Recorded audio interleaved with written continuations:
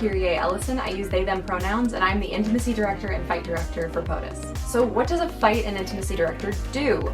Well, it depends. That's my famous answer for almost every question to do with fight and intimacy. Intimacy work, I work with actors to talk about their boundaries, where they are okay receiving or not receiving touch, in order to build choreography for high-risk, vulnerable moments between actors. And same kind of goes for fight. We build a lot off of intimacy, talking about boundaries, looking at the script, and how to tell a story of physical risk.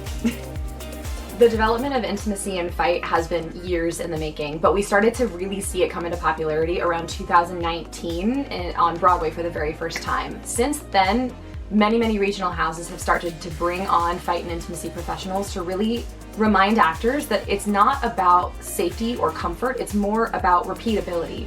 How often can you do the same movement or the same motion or the same action over and over and over again and still have enough left over for the rest of the run and then beyond to your next contract?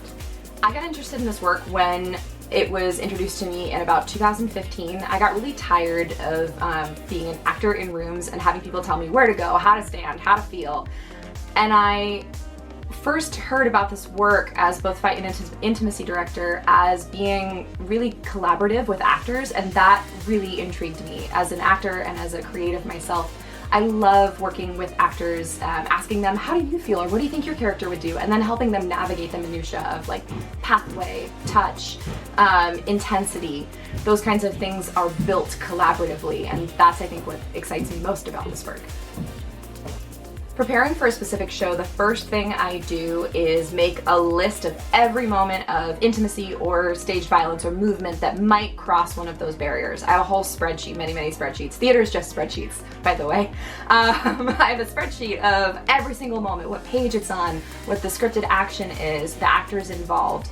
And then I write some questions like, does this have to do crossover with costumes or props, or maybe the director has a different idea or the choreographer. So I start there with the text, and then from there extrapolate, talking with the director about what kind of story they want to tell, how visceral, how we want to express this, whether it's like realistic or whether it's more abstracted.